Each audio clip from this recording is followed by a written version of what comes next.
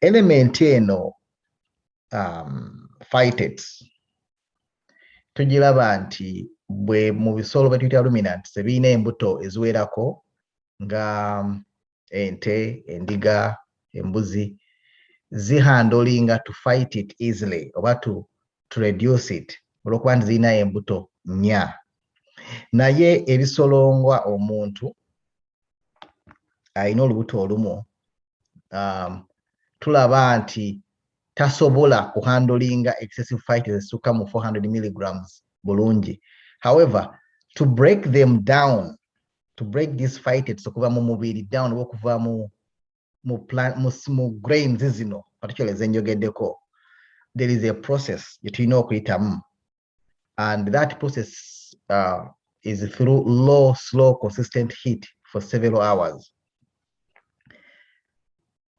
Just to kubanyonyola phytates zino ezibeera mu gundi mu grains kiki ezikola, what are the dangers, tulabya advantages zaazo nti ziyamba to fight particular to reduce on cancer cells, zirina emigaso emirala mingi among others.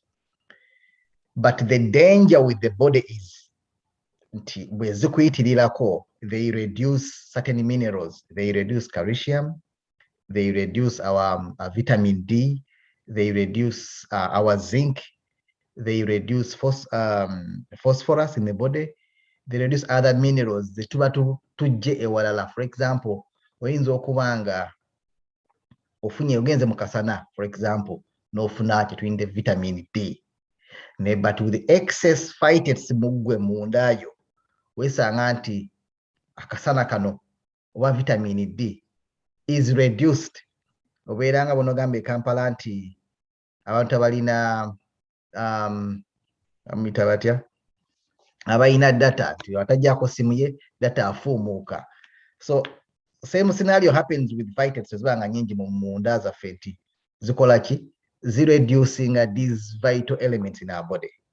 So, and the only way they can be reduced more cereals as a recommendation from Energy White is by low, slow, consistent heat for several hours.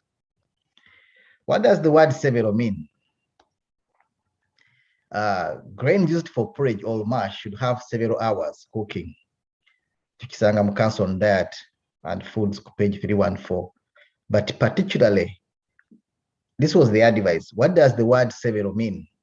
The word several means two, but not many. Okusinzira dictionary. So bagamba it should be cooked by several hours, slow continuous heating for several hours. Kitegeeza nti the minimum should really be 3. Obango preparing cereals. All grains or legumes should be cooked at least 3 hours. This is a requirement to break down the phytic acids. When you're in your day, you have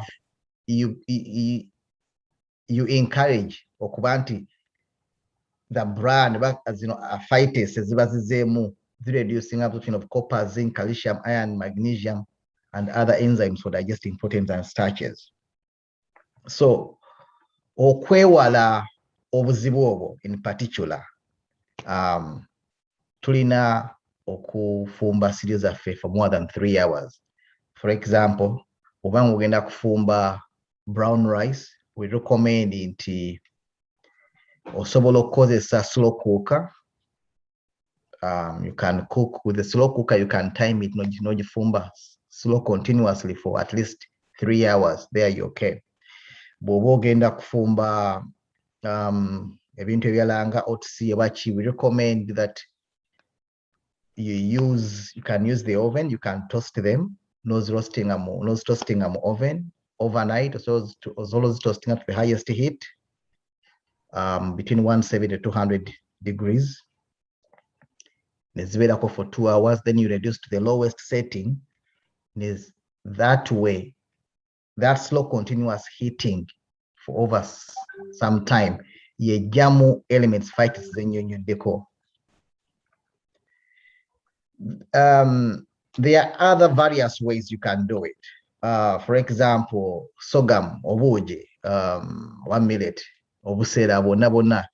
What we normally recommend is obuteeka mu oven, you toast them, you expose them to almost 200 degrees, nose take them, you put them there for 2 hours, then in ozijjamu,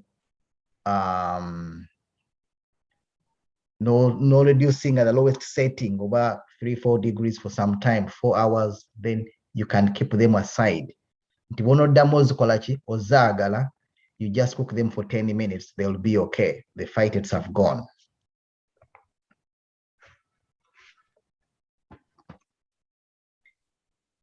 Same thing with beans. We normally cook beans slightly a bit more. Soaking them is not enough. We recommend that you use a slow cooker or fumbe ebijanjalo for around 6 to 7 hours. That should be okay. Tulaba nti ebijanjalo bitafumbiddwa bulungi ebirina element eno ya phytate gyenjogerako bireeta empiiyi, bireeta okuba nti olina gas mu lubuto, bireeta that headache, bireeta okuba nti omwana tali teyeyagala bulungi, the stomach is uncomfortable. So we always recommend this sort of cooking. Kyekimu ne ku buugi, tulaba nti obuugi bafumbye bugubugu batebuyidde bulungi, buba containing phytates. Obuugi we recommend okubufumba at least 3 to 4, beyond 3 to 4 hours, at least beyond that. Cooking them for 5 hours nakyo si kibi. Tulaba nti emmere eno gye bafumbye slow continuously erina so many benefits to the body. Even the digestion is quicker and fast, and the benefits almost are there, almost instant. You get your energy a bit faster from these foods kubanga digestion is a bit fast. Oats obanga omufumbye bulungi continuously for 5 hours, olaba nti aba agonda bulungi nnyo. Ne butateekamu sukaali already aleetaakawo breaking through phytates ziri, nobanga olina ebiriisa biri ne bivaayo bulungi, nobanga olina that sort of sweetness mu oats katane wadde sukaali. Kyekimu n'omuceere. Omuceere tulaba nti omuceere oguli steamed oba gwebasaanikidde ku mmere gusinga omuceere gwe bakoze gwe basiisa obusiisi dakiika 3 ne guvaako. So all this is evidenced nti bw'oggyamu phytates mu mmere oba mu grains, they become sweeter and they are more friendly to the body.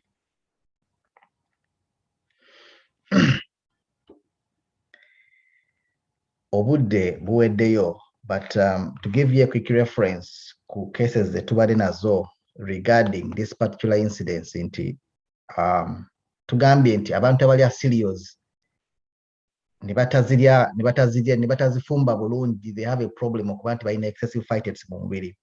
We had the scenarios ogamba nti abantu nga abali e India, abantu abadde e Kampala, abantu abali mu tropical regions babadde bafightinga corona. The element has been that omuntu abanga afunye corona, vitamin D is very vital to fight it. Iron is very vital, phosphorus is very vital, zinc is very vital.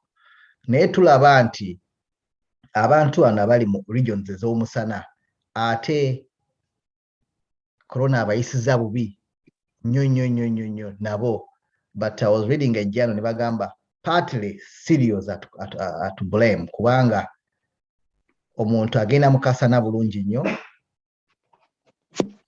with excessive phytates zibeera mu mubiri gwe, kitandika okuba nti reducing vitamin D or vitamin C. So it has been a very major component. So it's something that took my eye, and if we can pick a leaf from it, tufeeyo nnyo mu kolaki mu kufumba our cereals. It is very important to retain those nutrients that tujje ewalala okuba nti ziyamba omubiri. Otherwise phytates are just a danger to the body. N'obubaka obwo munzikirize malirize kati neyanza nnyo bassebo ne bannyabo. Waliwo alina ekibuuzo?